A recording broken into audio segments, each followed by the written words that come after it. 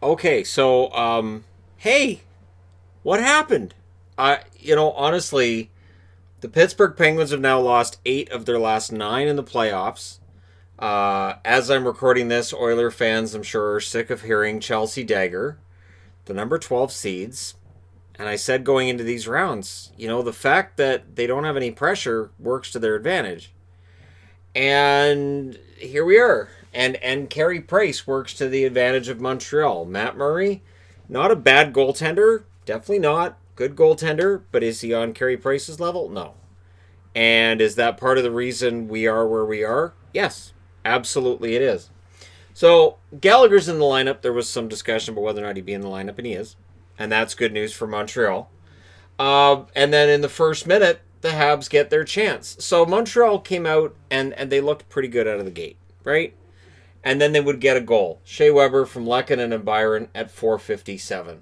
Things look good for Montreal. But again, it's Pittsburgh. And I think we all wait for Pittsburgh to go on a run. It reminds me of last year with Tampa, where they were down against Columbus, but you're still, even when they were down 2-0, you're like, well, but Tampa has to come back, right? And it just didn't happen. So the Habs 0 for 6 on the power play after Coach Sullivan challenged for goalie interference on the Weber goal, and no, that wasn't goalie interference. And so therefore, the Habs get that power play, which didn't succeed, and they're 0 for 6 in the series. So no harm, no foul, I guess. Gensel then hits the post as there was a push by the Penguins, and then Sherratt takes a penalty. The Penguins go on the power play. On said power play, there was a delayed penalty, which would have made it a 5-on-3 on Shea Weber. Weber distracted, doesn't really get himself into the play because he knows he's got a penalty coming up. Well, Hornqvist gets a goal from Malkin and Crosby at 8 minutes and 40 seconds. So Weber goes into the box. And then while Weber's in the box is Jason Zucker getting a goal from Rustin Marino at 9:39. And it's 2-1 Penguins. And it just, at that point, it looks like Montreal's falling apart. It looks like that's it. Penguins have all the momentum. The Habs were chasing the game. The Penguins seemed to be wanting more. And then it started to turn again. The thing, too, Suzuki having a very good game. Suzuki was playing on the penalty kill tonight. He was playing on the power play. He plays every situation. Suzuki's really solid for Montreal. The Penguins take a penalty with 7.4 seconds left. That was to Connor Sherry. Montreal's power play not an option tonight. It really just didn't succeed, which is not unusual for Montreal. Second period, the Penguins pressed at 3 minutes, but Carey Price made numerous saves until Teddy Bluger gets a goal from Aston Reese and Tanev at 5:35. That blazing speed of Tanev beats out Mete and helps to set up the goal. So there you go. It's 3-1 Pittsburgh.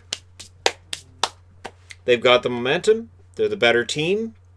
Everything's going really well. They've finally figured out Carey Price. It's their game. Until it isn't.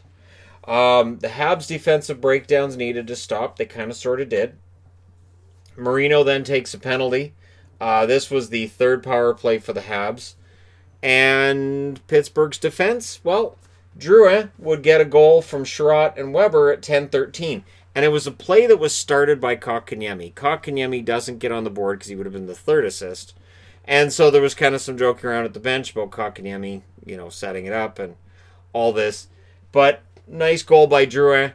And this was another solid game for Kotkaniemi. That's 3 good games in a row for the kid that just, a couple weeks ago, everybody was talking about, the kid's nothing. Who cares if he had a good training camp? He's nothing. He's not going to turn into anything. And I didn't say that because, again, he's young. He's very, very young. And I think people forget that he's still a teenager. I don't think he's 20 yet. Is he? If he's 20, he's just turned 20. Anyway. So, Kotkaniemi having a good game. And then Tanev slammed Evans face first into the glass. No penalty on the play.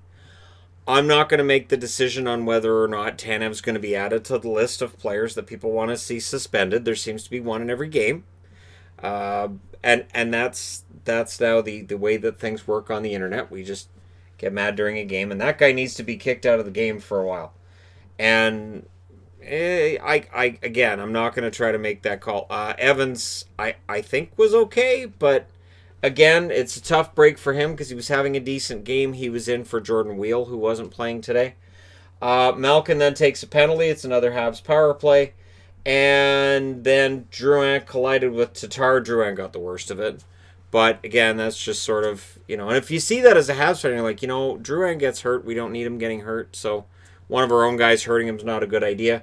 But then at 15 minutes and 50 seconds, 5 seconds after the Malkin power play ended, well, the Malkin penalty ended, the Habs power play, Byron scores from Suzuki and Weber. So it's not officially a power play goal, but it's 5 seconds after. So there you go. Another one of those ones that doesn't count on the score sheet.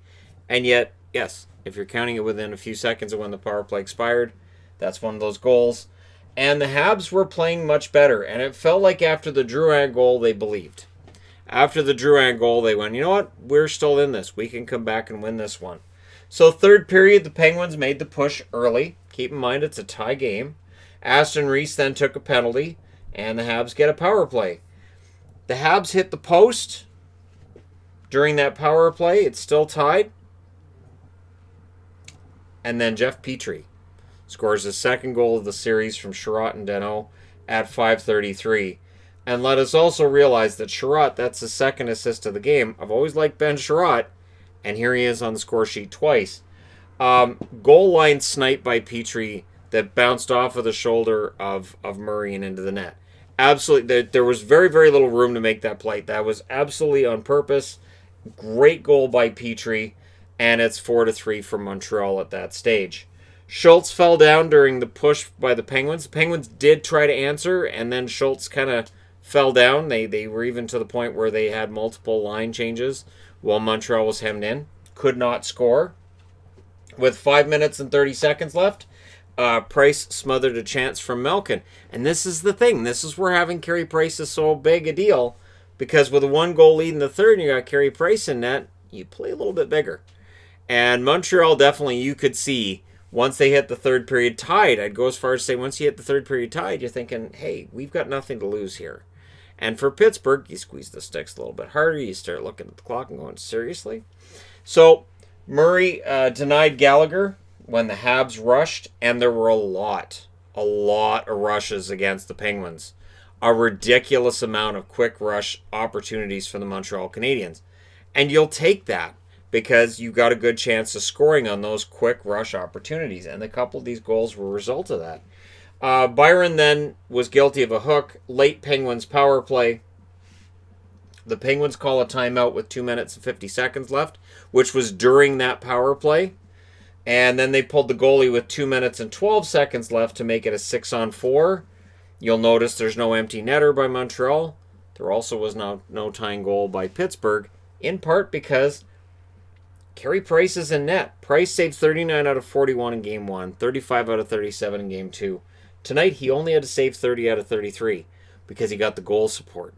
He got the goal support, and Montreal, once he gets that lead, he turned into Patrick Waugh. I didn't wear the Waugh jersey tonight. I thought about it, but this was one of those team victories for Montreal, so I went all-star on this. And yeah, Pittsburgh outshot him 14-11 in the first. It looked like this was a Pittsburgh game. Montreal outshoots them 13-11 in the second, but even though we're entering the third tied, I thought, well, Pittsburgh should win this, right? So again, it's Tampa last year all over again. Shots 8-7 Pittsburgh in the third. Final shots 33-31 in favor of the Penguins. The hits were 39-23 in favor of Montreal. Power plays, Pittsburgh went 2 for 3, Montreal 0 for 5. As I said, that one goal was 5 seconds after the power play ended. Murray saves 27 out of 31 in the loss. Price saves 30 out of 33 in the win. So if you're Pittsburgh, do you go to Jari for Game 4? Probably. But I would argue that Murray is not the problem. I would argue that the problem has been one that we're going to have to discuss should Pittsburgh get knocked out. Because, of course, then we get into the Lafreniere discussion, which will upset people who don't want to see Pittsburgh get Lafreniere. I'm looking at the fact they've lost 8 of their 9 playoff games, and I'm thinking Pittsburgh's got some problems. The interesting thing is, if they do get Lafreniere, I think the problems are on the blue line.